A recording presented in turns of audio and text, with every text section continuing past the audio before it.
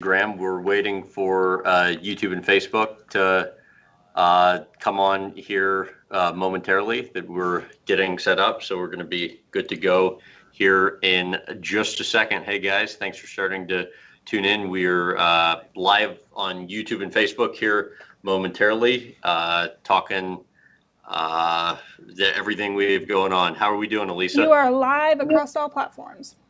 Okay, cool. Hey guys, we are live again. Appreciate you guys starting to tune in live on Instagram, YouTube, and Facebook. We are talking our Canelo Alvarez episode taping that's getting a lot of exposure over the past day. We spent a day with him in Mexico for what seems to be really his first extensive interview that he's ever done. Clips are now on YouTube, starting to come on to our Facebook, and it airs this weekend on our TV show. We're going to be taking your questions here momentarily, so send your questions in, talking whatever you want to talk about. So send them our way. Elisa on our end will feed them to me. A couple things I wanted to mention before we get going with your questions. First, as I always try and start these lives off saying this, we always get messages saying, where can you watch the full episodes? If you're watching on YouTube, Facebook, Instagram, we air weekly on TV across the U.S. on the ABC, NBC, CBS, or Fox station. We re-air on NBC Sports Nets, on Bally Sports Nets, internationally through ESPN and BT Sport and TSN. Clips on, taxis, and we have a podcast where you can get the long form interview. So all that information is on grahambensinger.com, where you can get airtime. So be sure to check it out. Have some good episodes coming up. In addition to the one we just taped with Canelo in Mexico, which, by the way, we do these periodic giveaways. We're doing a pretty cool giveaway coming up. He gave us a signed boxing glove. So it's going to be on YouTube and Facebook. If you get a chance, at Graham Bensinger or those platforms, if you don't already subscribe or follow us there. But then after that, we have Brian Scheckler, the star skateboarder.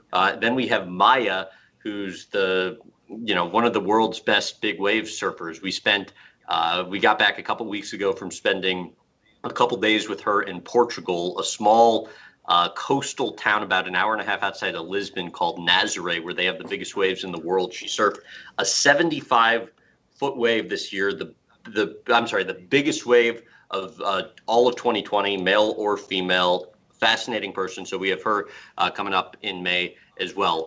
Last couple things I wanted to mention before we get to your questions. And again, send them in, whatever you want to talk about. We're wrapping up season 11 of the show. And obviously this season's been unlike any we've ever done before because of the pandemic. I continue to thank you guys for giving us the opportunity to produce content and tell these stories, because it's due to your interest that we have this show. And so it means the world to all of us here that you're enjoying the content and continuing to watch. Really appreciate the guest suggestions. So you can comment on any of these platforms with your suggestions, or email them to me, graham@grahambensinger.com.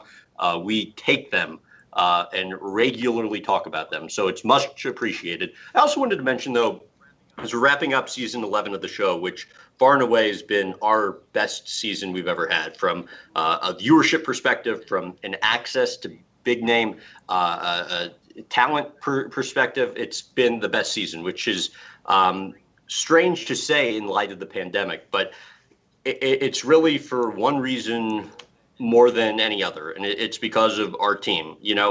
COVID has certainly not been easy for anyone, and we've asked a lot of a small team here at In Depth. So, from our producers, Brad, Ashton, Alina, to folks on the digital PR end, Elisa and Brian, to our editing and filming team, Colin, Seth, and Keith, our researcher Brian, our distribution and partnerships lead Karen.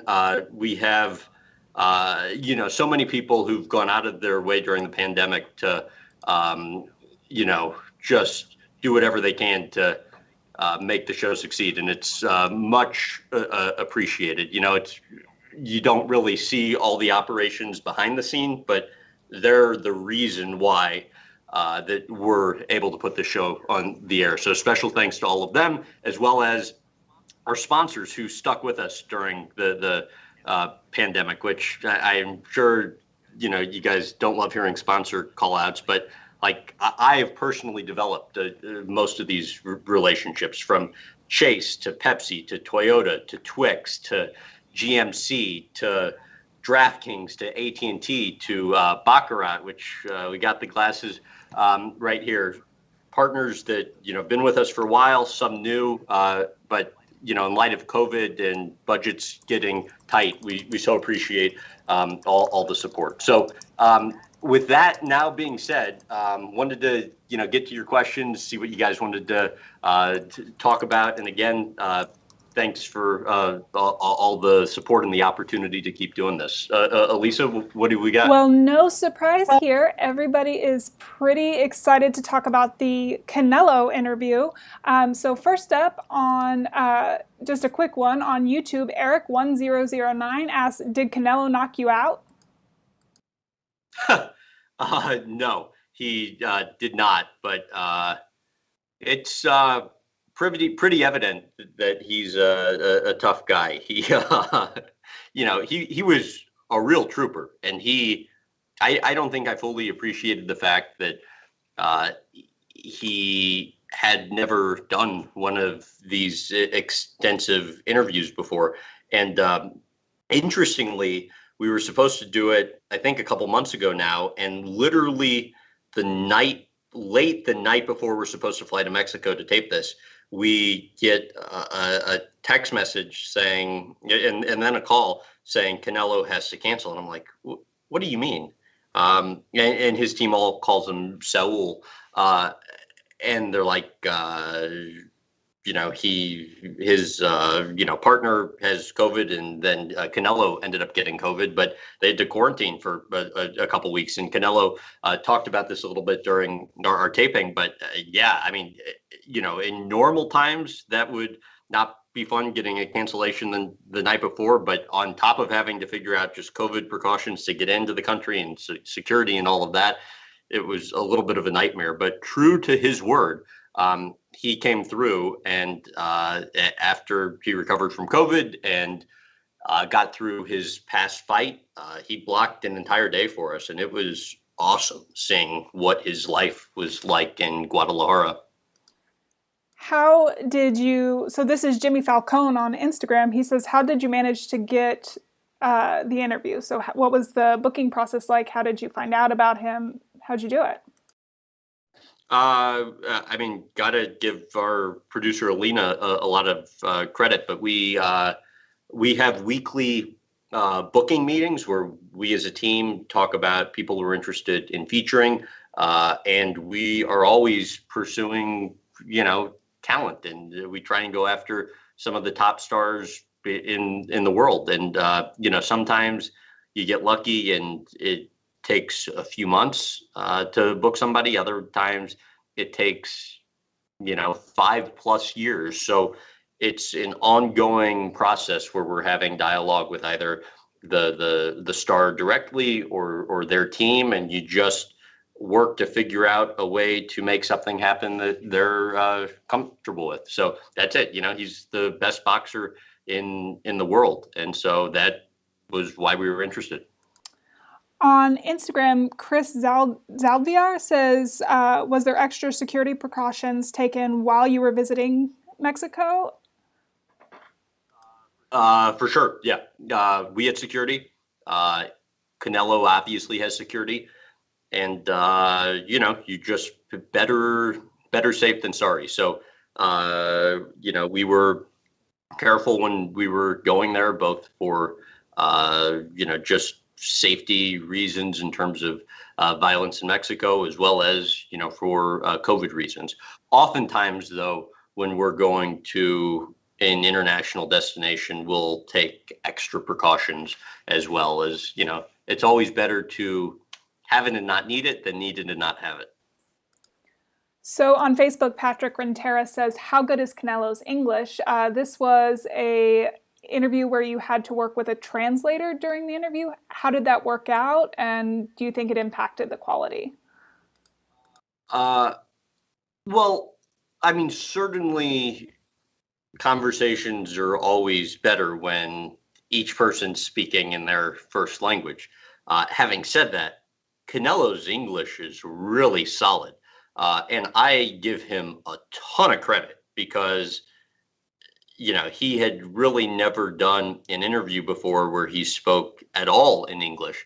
And while a lot of the sit down interview was in Spanish, a lot of the rest of the time with him was in English. And, I think he's historically been a little, self-conscious about that, or doesn't want to, say the wrong thing in English. So he prefers Spanish.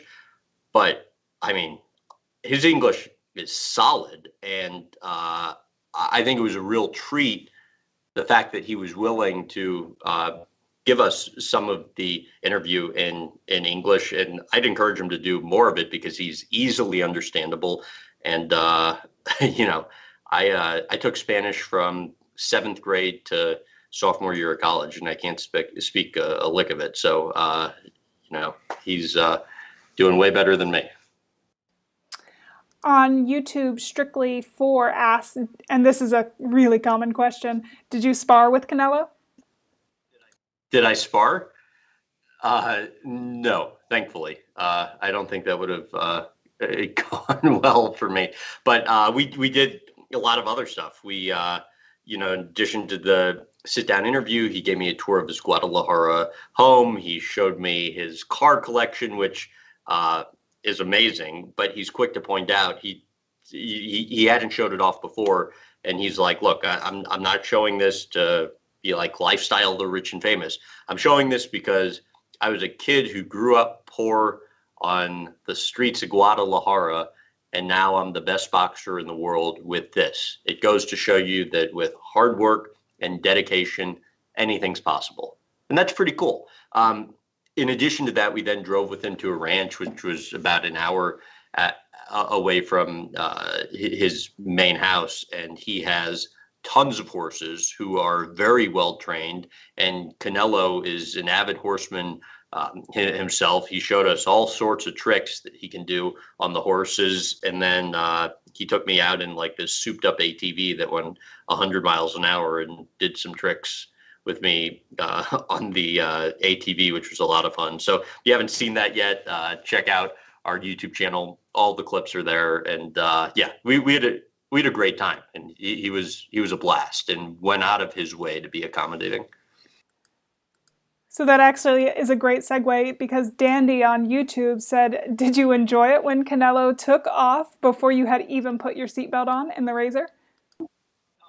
Oh, I didn't even remember that happened. I thought it was. I mean, it was so fun. I was stressing a little bit early on because we were filming this, and we had a production crew in a couple different razors that were following Canelo.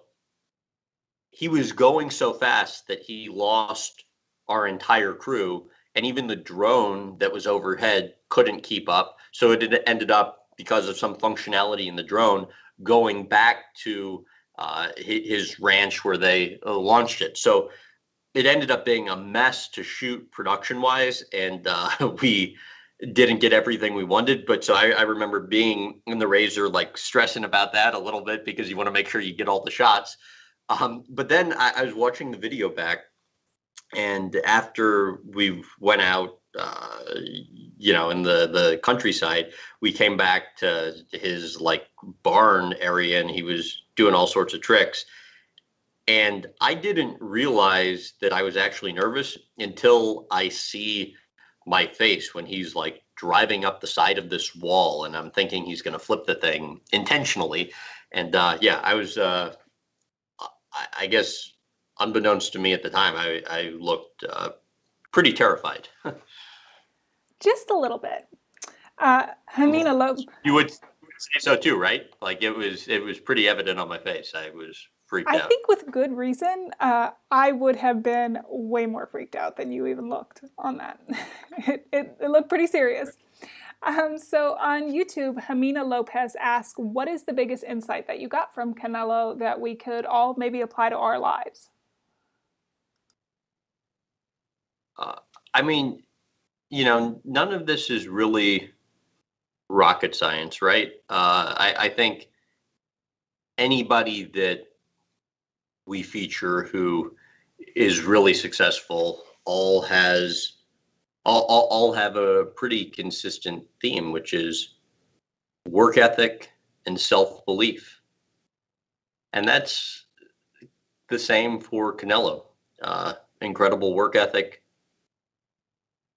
confidence, self-belief. And I think it just goes to show that even somebody who literally came from nothing, grew up poor, broken household, because of the traits I just mentioned, has become the best in the business.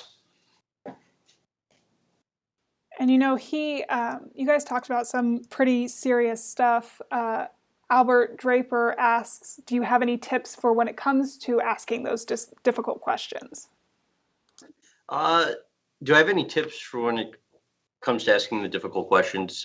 I would say generally, don't make it seem difficult for the person.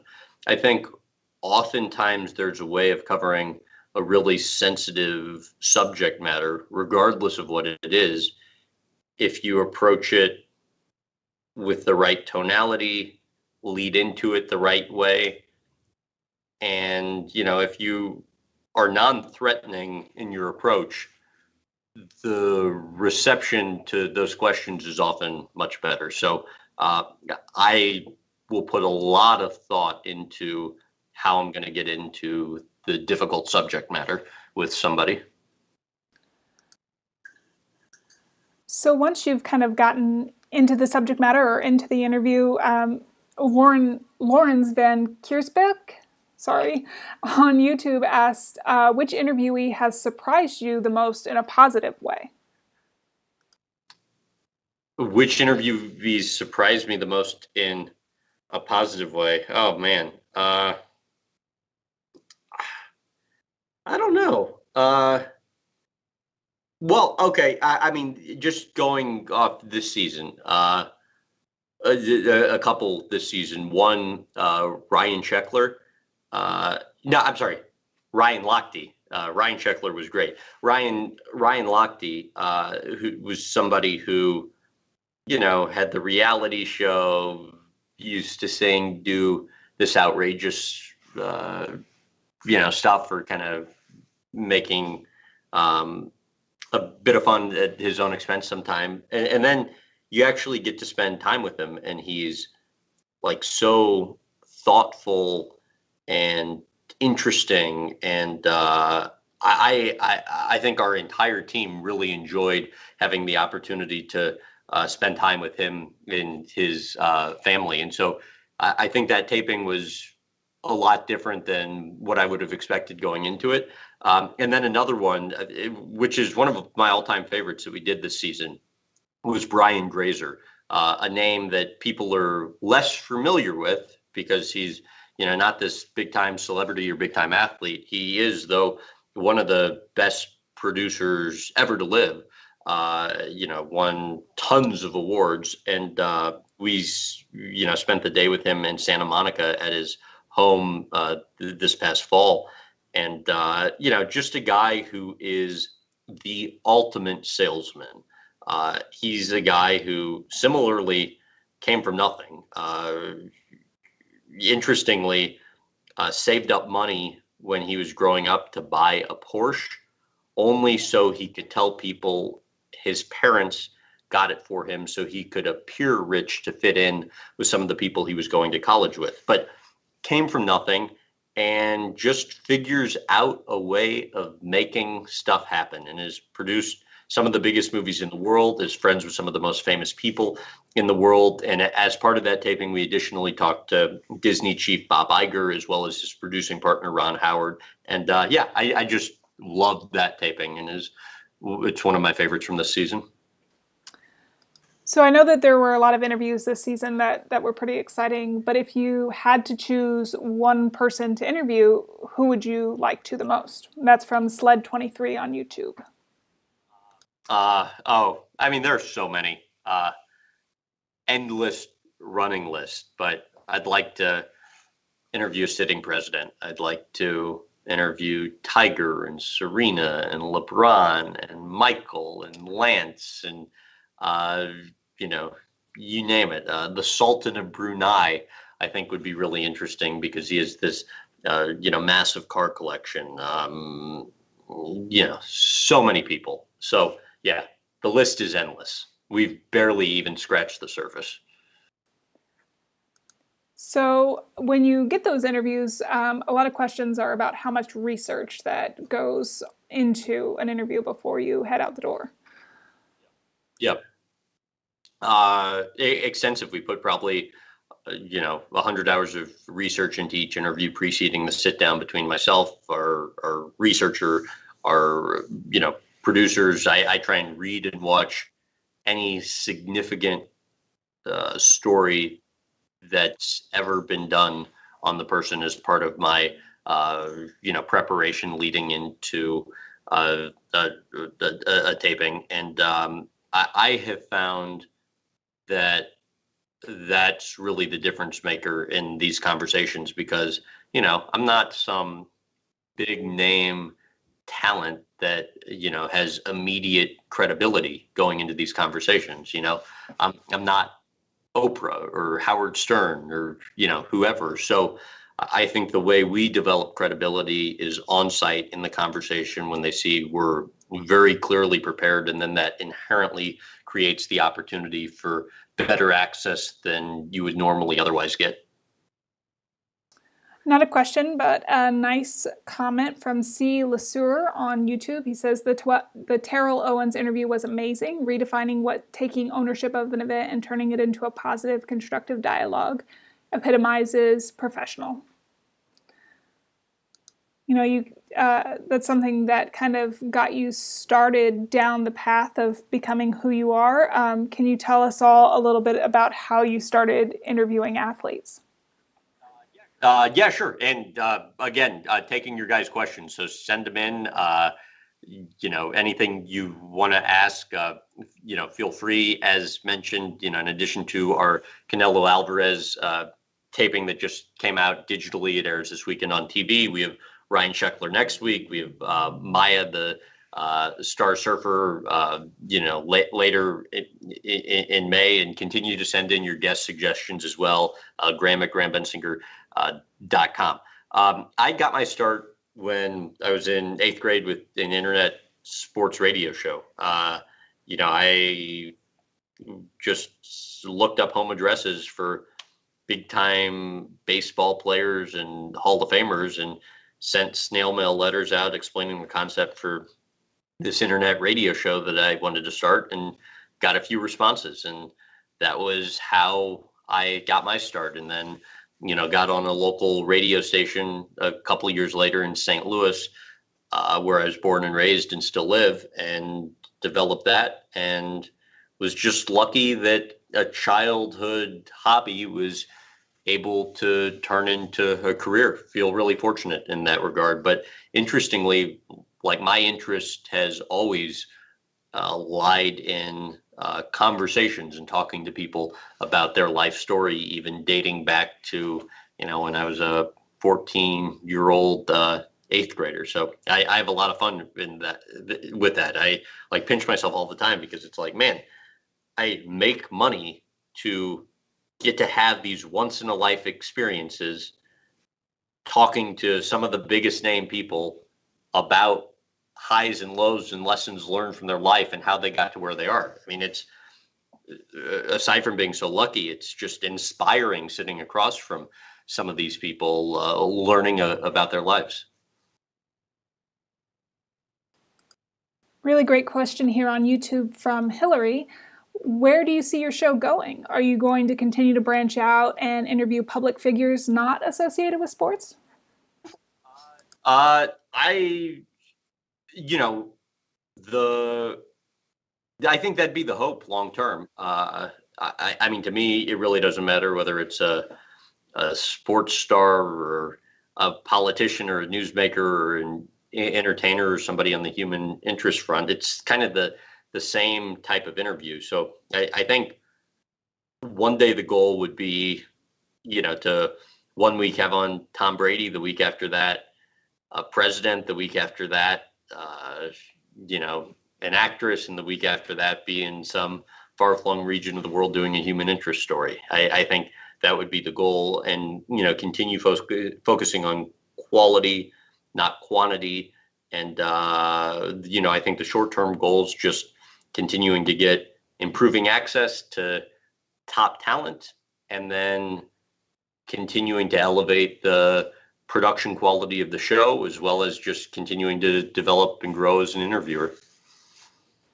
A few fun questions now on Facebook, or I'm sorry, on YouTube. White Duck asks, "Why didn't the dancing horse like you? You had just a little bit of trouble with steering one of the horses."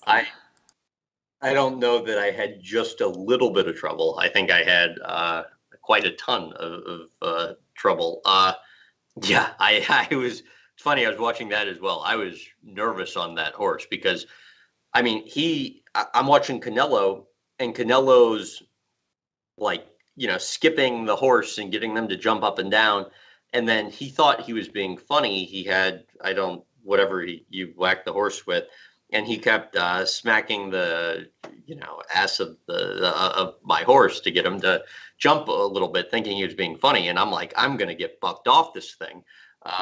So yeah, I didn't know what the heck I was doing, and I was just had in the back of my head that he's gonna smack this horse and it's gonna, buck me off, and the entire crew is gonna get a kick out of it when I'm on the ground, but I'm gonna end up hurting myself.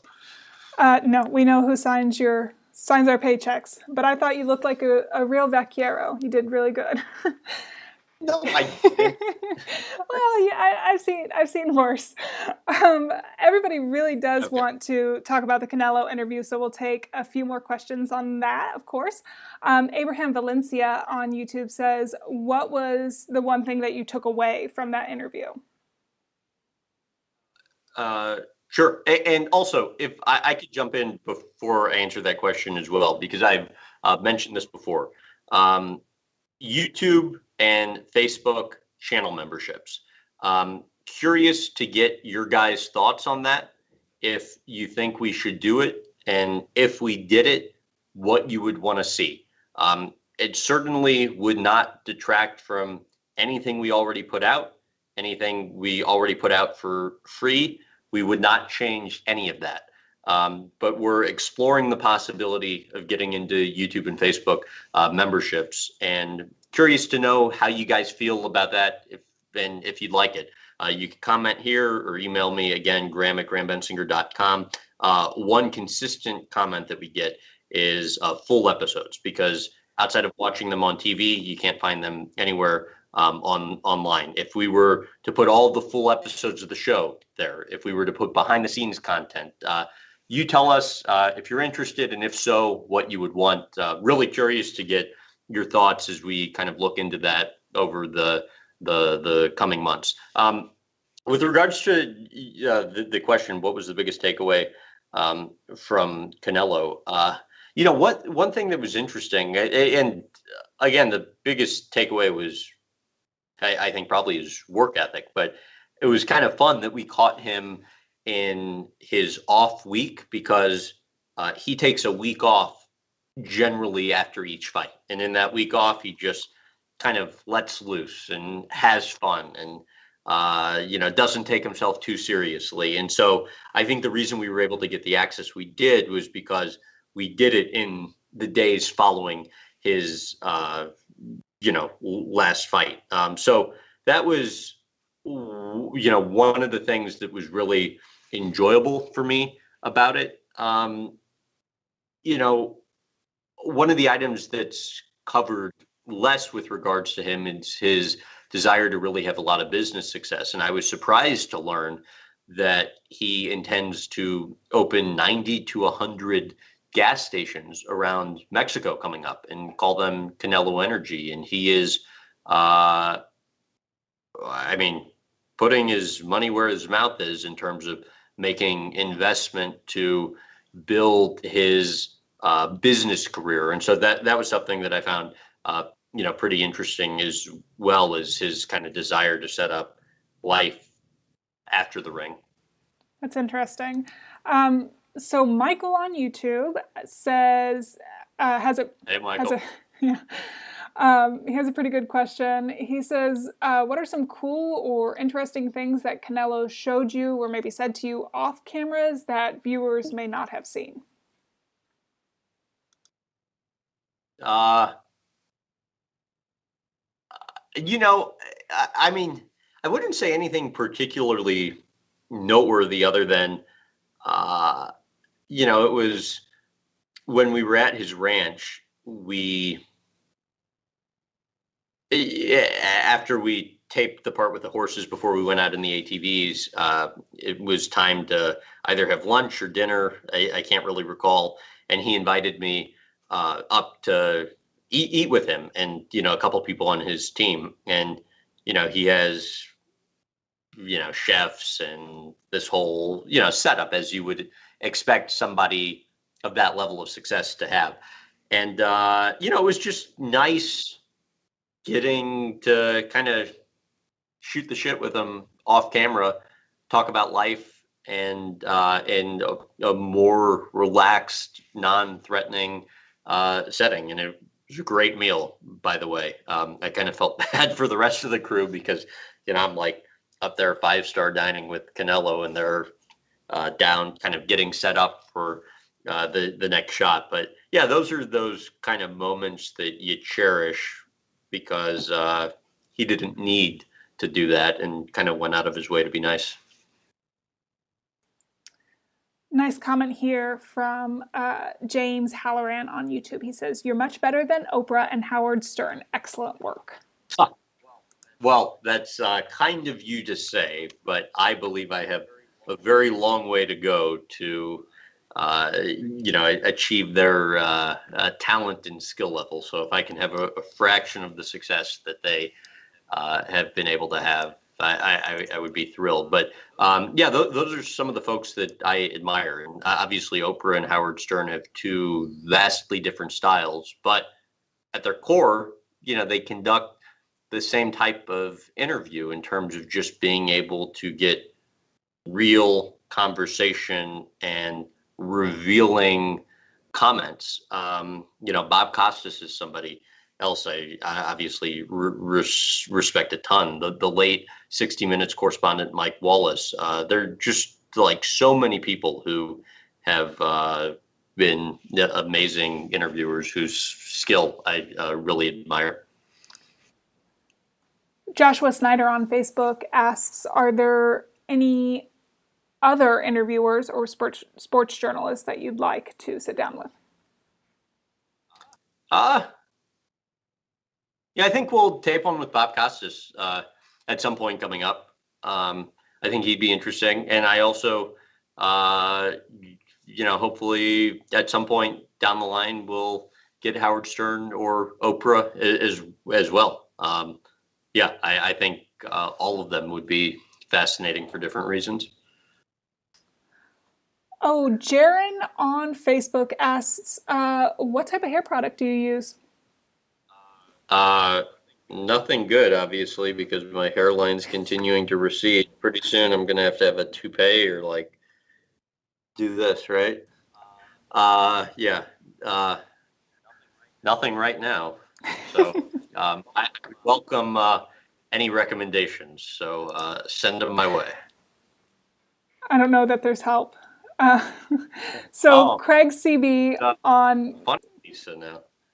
It's very rare.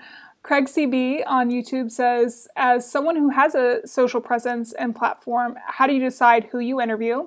And are there female athletes that you are intending to interview, trying to interview?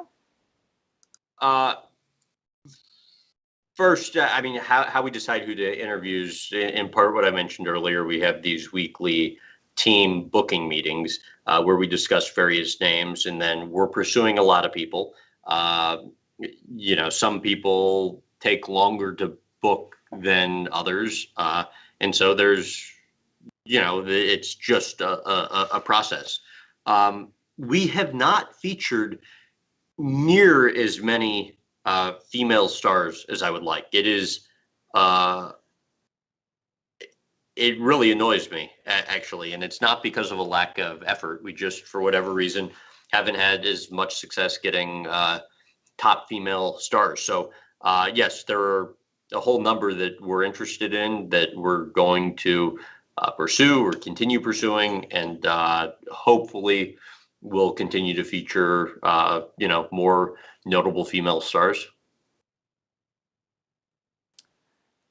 Some people in the comments, Angela Bamaye noticed that Canelo did have some wine with him during the interview.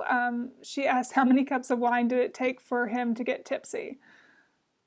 Yeah, I don't know. That was actually one of the kind of enjoyable parts of the taping with him, again, that we caught him during his off week. I was surprised we sat down relatively early in the morning, and he came with a beer, and so I'm like, well, if you're gonna come with one, pour me one. And so it was just fun. He was laid back and relaxed, and it's a side of him that, as I understand it, based on comments we've gotten since clips have been released yesterday, that a lot of people haven't seen.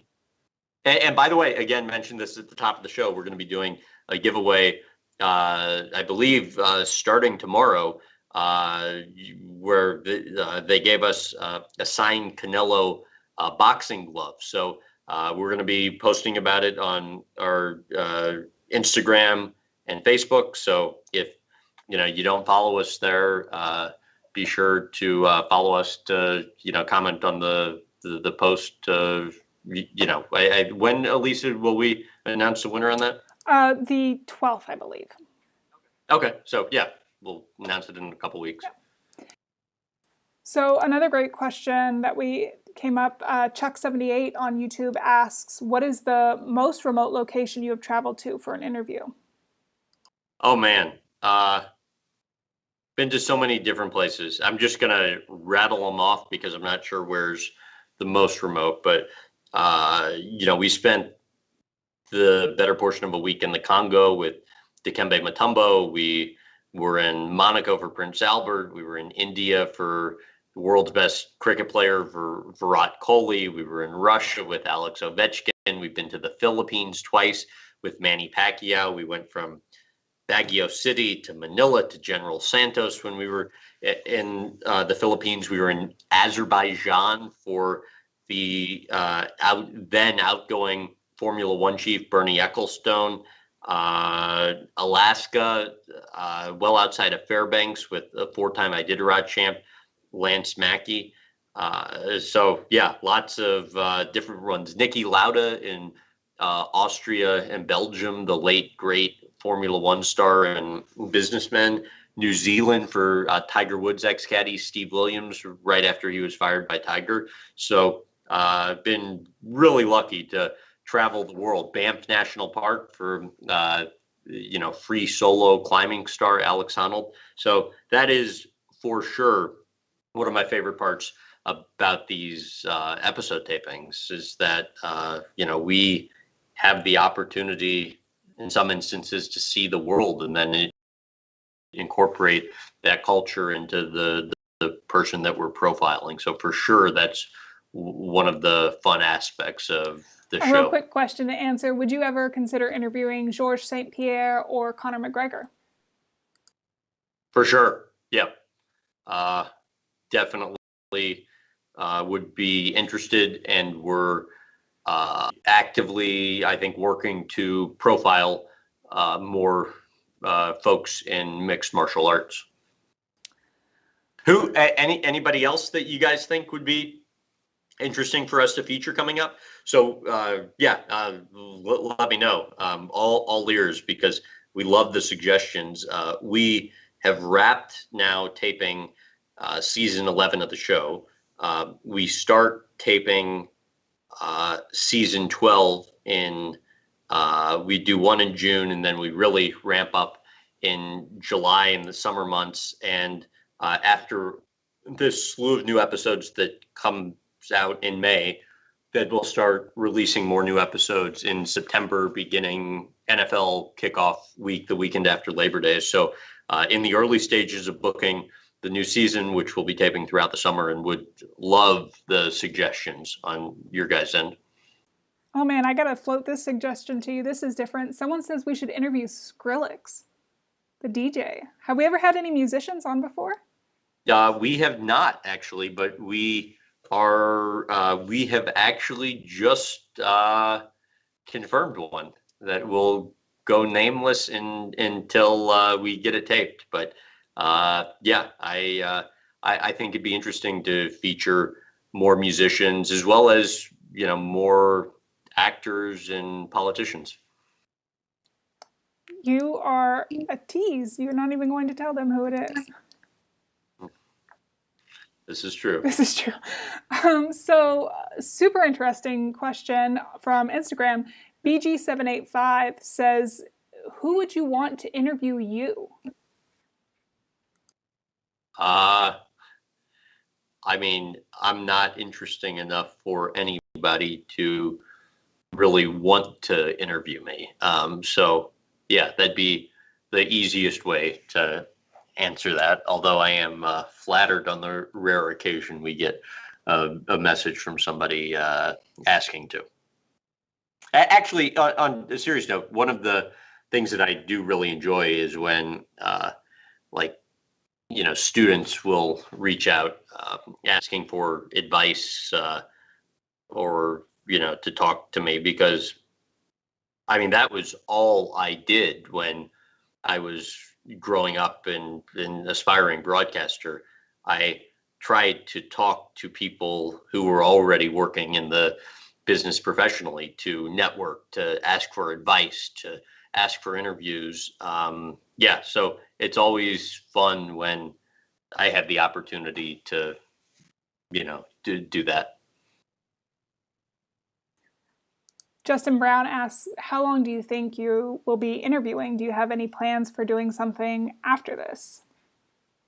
I mean, I'd love the opportunity to do this my entire career. 34 now, which is crazy to think that the majority of my life I've now been doing interviews. But I think the show, even with being in season 11, still very much in its infancy. I feel like we're just starting to create the foundation for a show that can really expand and grow from here. So I'd love to be in a position to do this for decades to come and only build on what we have started.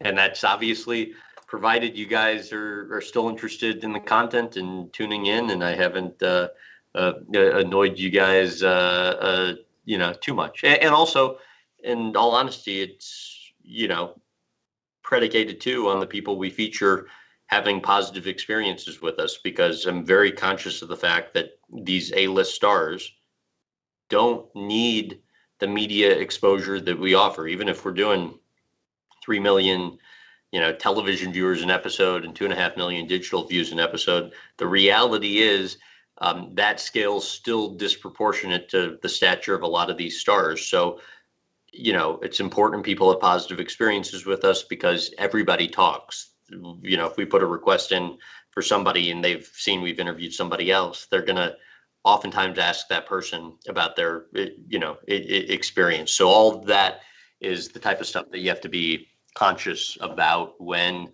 hosting a show that's predicated on getting access.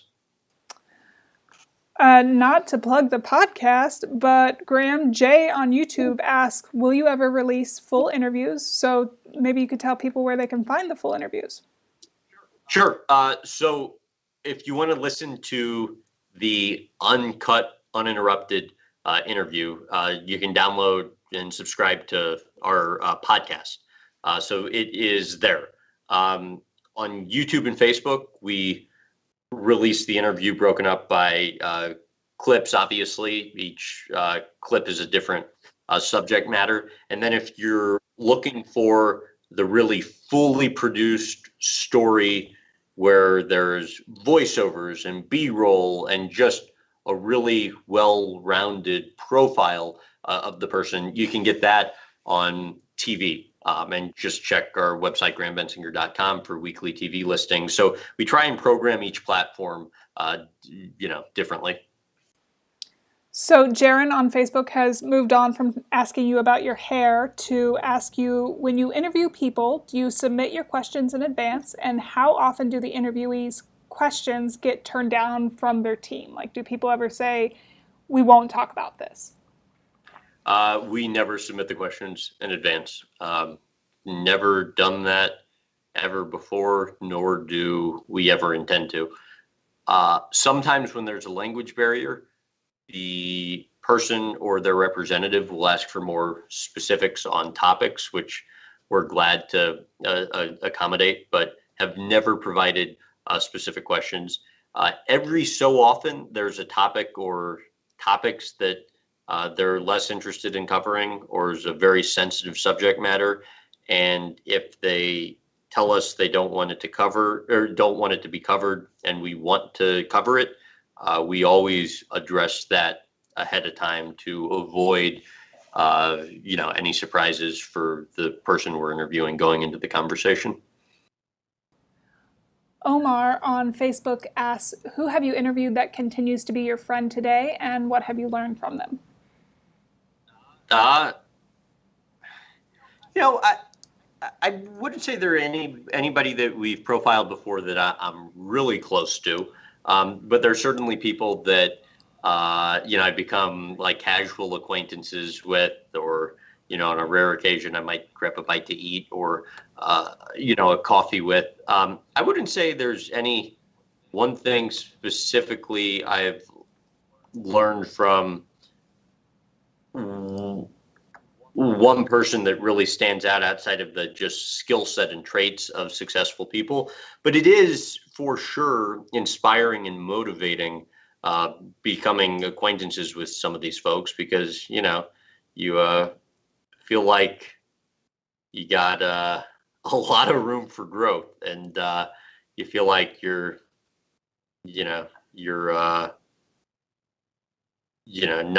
not living up to expectations when you're around top performers. So I always come away kind of motivated and inspired when I'm around those sorts of people.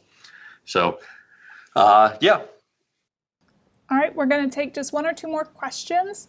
Okay. So Pet Lover on YouTube says, who were you starstruck by?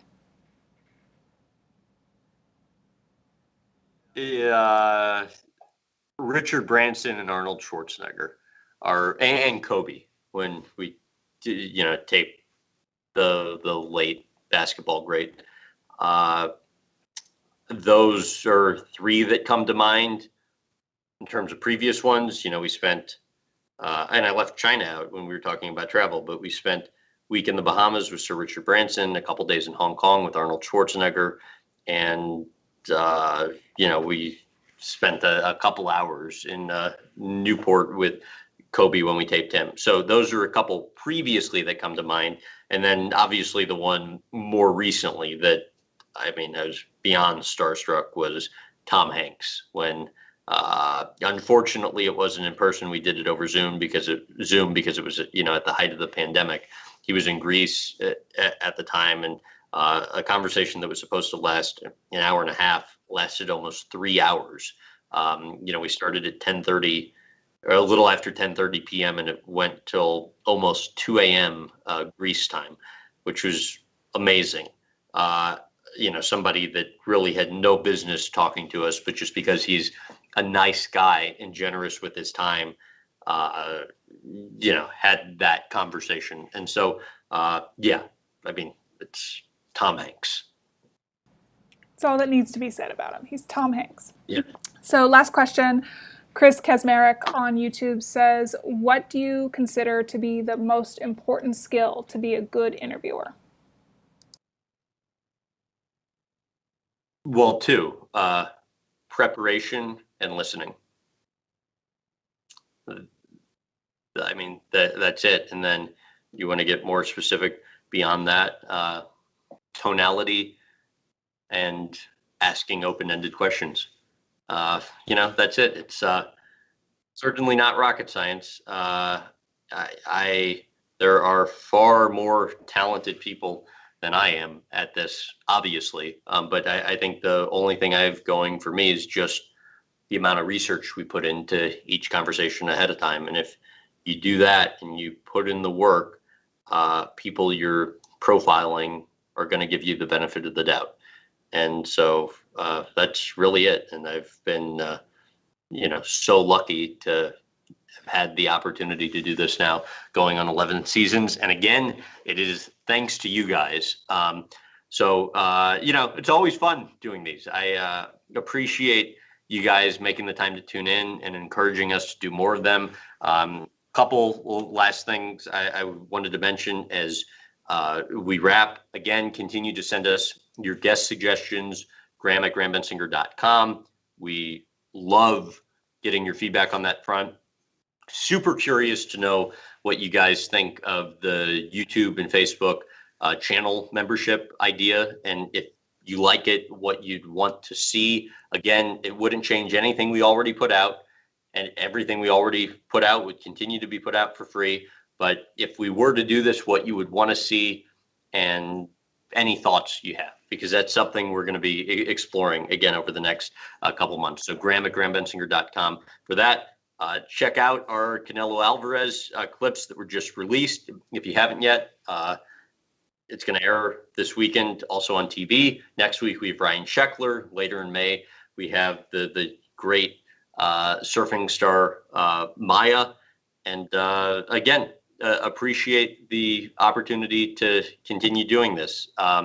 And thanks for all the support. And that's what we got. And also, remember, giveaway tomorrow, Canelo boxing glove. So check out that on Instagram and Facebook. So thanks, guys, for tuning in. And until next time, stay healthy. Hope everybody's coming out of the pandemic well. And I'll talk